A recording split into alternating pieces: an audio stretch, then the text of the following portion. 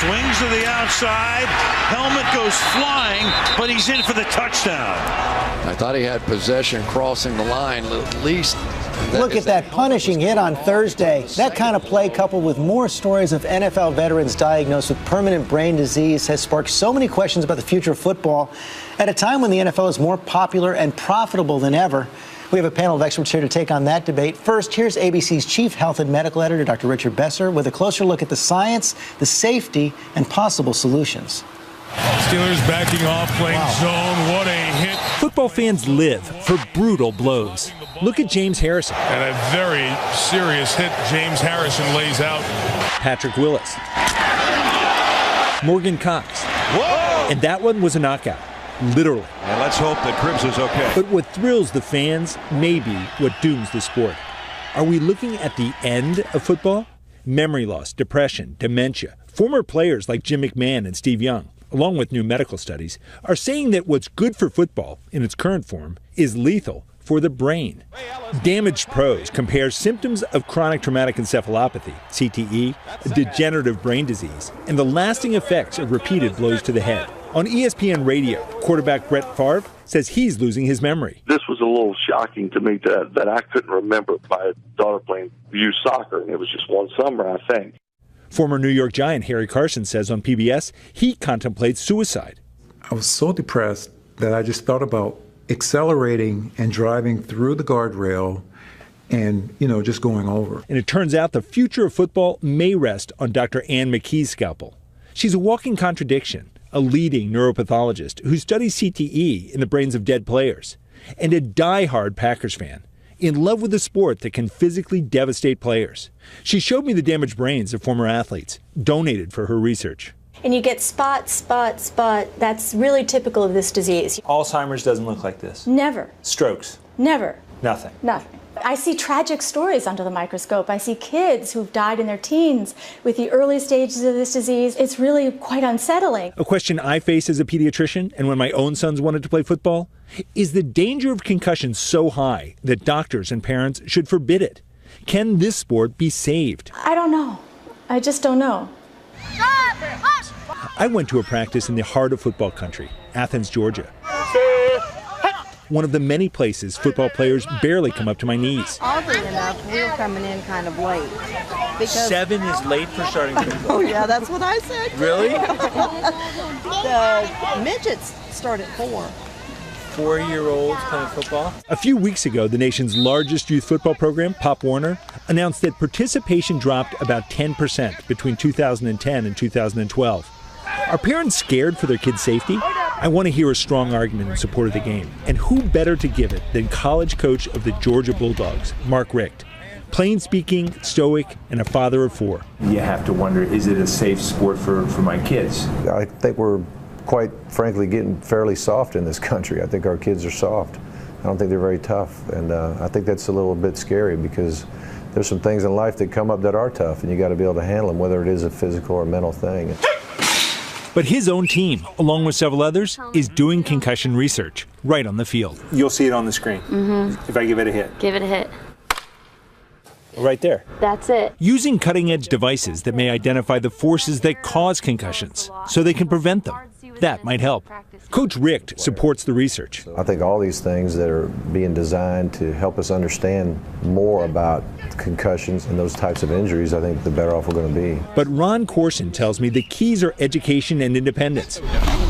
If he thinks a player needs to sit out, the player's out, regardless of what the coach thinks. We sit down with every athlete in every sport at the first of the year and talk about what the signs and symptoms are of concussion. So if they have them, they can recognize them and come seek help. Have you seen any change over time in players reporting a concussion or the signs of a concussion on their own? A great example last year.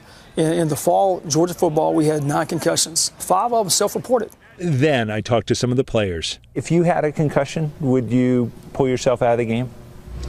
If I had a concussion, probably not. You can play through it. My first day of football, he said, you're going to guarantee 3 concussions, but we're going to pay for 5 years of your school, and you're going to get so many, like how many ever degrees or whatever. Yeah. I'm saying absolutely. You take it. For 3 concussions, I'm taking it. That's not a bad deal at all. And Dr. Besser joins us now, along with Joe DeLamielleure, an NFL Hall of Famer from the Buffalo Bills, Mark Fainaru-Wada, investigative reporter from ESPN, co-author of League of Denial, and USA Today columnist, ABC News contributor Christine Brennan. Welcome to you all. And Joe, let me begin with you. You're wearing that Hall of Fame jacket, and I saw your Hall of Fame speech. It was clear when you were giving that speech, football was what you always wanted to do, always wanted to play. But now you've been diagnosed with CTE, and you say you're part of the forgotten generation of football players. Do you feel betrayed by the NFL? I feel betrayed by the NFL and the union because we have no health insurance. That's a problem.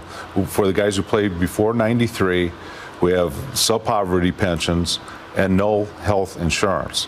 That's a problem. And even though there has been this now multi-million-dollar settlement, $765 billion settlement designed to help players who have been injured. They have a lot of programs, but they're hard to access. And the players, let's face it, we're about all over 60. How many guys go on the internet?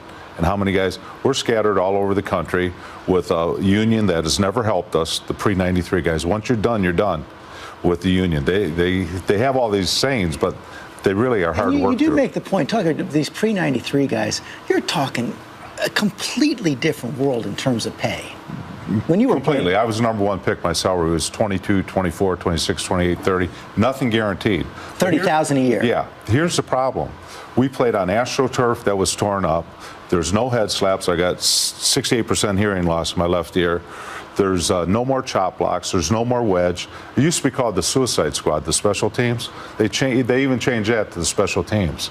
And Mark, you've done a lot of work, of course, looking at the league and how the league dealt with all of this. Even this settlement, not going to go far enough for so many of the players. Well, I think there are real questions about it. I mean, we're talking about $765 million, and I think some of the reporting that Steve, my brother, and I have done on this issue is there are real questions about whether there's even enough money there. You've got a lot of players suffering as we've done the reporting on this, and a number of players wondering really whether in the end, is the money going to step up? Are there going to be players who decide that they want to opt out of the settlement because there's not enough? I mean, a lot of these guys feel very betrayed by the league's denial for 2 decades, and we sort of track the trajectory of that in the book. And I think now, as they try to get information about this settlement, it's really hard to come by. You've got lawyers and players who are really frustrated not getting any answers, despite the announcement of a big settlement prior to the season starting, and we're now in week 12, and there are virtually no details about the settlement at this point. And Christine, everyone waiting for evidence to show how much the league really knew or should have known for so long. Well, in the settlement, as we know, George, when they agreed to that the NFL then did not disclose what it knew and when it knew it. That would have been valuable information. But going forward, I was fascinated by the fact, Mark, of course, this great reporting on this. You have the situation where it's over, right? That $750 million paid out, even though there's been no money given to players yet. And there are many, as you said, wondering what's going on. But then the news comes out about Joe and about Tony Dorsett. And I think Brett Favre, exactly. And I think what we're seeing here is the fact that this story is not going away, and it will continue to be a part of our conversation, as it should be, I think. And there's only about $10 million in this for research. It's pretty hard to deny. The basic facts, though. Yeah, concern I have is that in that settlement, there's no admission that there is a problem with football. And if there's no admission of that, and you're only putting $10 million into research, how are you going to know whether this sport could be made safe enough that we would still want to watch it, but it would not do this? And what about below the NFL level? As we were seeing in the piece, these kids playing in college ball are not going to own up that they've had a concussion. They're going to go out there and have it. And if that's happening time and time again, are they going to be experiencing the same thing that the pro players are? And Joe, your son played college ball as well at Duke. Are there any changes in the game that can, sort of solve the riddle that Rich was talking about there, make it something we still want to watch, but make it safer? I think there's tremendous changes in the game. Just what I told you, no AstroTurf, no head slaps. There's a lot of rule changes for the better of the game. So I think they're doing the right thing. But for them to continue to do the right thing, they have to make it better for the guys who created this monstrosity of a league, and they just don't do it. So they're always getting negative. There's something good comes out, then there's negative that comes out with it. Think NFL is ready to go farther? Well, I think the question, I think there's two issues. There's the league itself and the NFL and what NFL football is going to look like. And I frankly, Steve and I have said this, I don't think either of us want the sport to change. It's a brutal, violent sport. That's one of the appeals about it. Gripped all weekend watching right. these games. We were all talking before the game about that Auburn finish. So, the sport is what it is. This is the sport. But you did have for 2 decades. What did the NFL know when? I think we really traced that in the book, frankly. They've known for 2 decades this issue is there. And while the commissioner and the league are making moves forward on this issue in terms of rule changes that they're trying to mitigate, at the same time, when the commissioner is asked now, is there a link between football and brain damage? He says, well, we're going to let the doctors decide this. But the you doctors think have been knowing this wants to make years. wants to do right by the player. I do, yes. Roger Goodell is in his mid-50s. He has daughters who play lacrosse. And let's face the facts here that, yes, we're talking football, but if you say, okay, let's move my boy or my girl out of that sport, soccer, girls soccer, the risk is huge. Any sport where girls and boys play at an equal level, George, so whether it's soccer, ice hockey, baseball, softball, girls are much more likely to have concussions than boys, and that risk is there. So you leave football, and we say, okay, we're done with football. Well, then the risk exists in so many other sports. But I do think there is a question. What will football look like 20, 30 years from now? And the answer is, of course, we don't know. We don't know. I'm afraid we're going to have to end it there. Thank you all very much.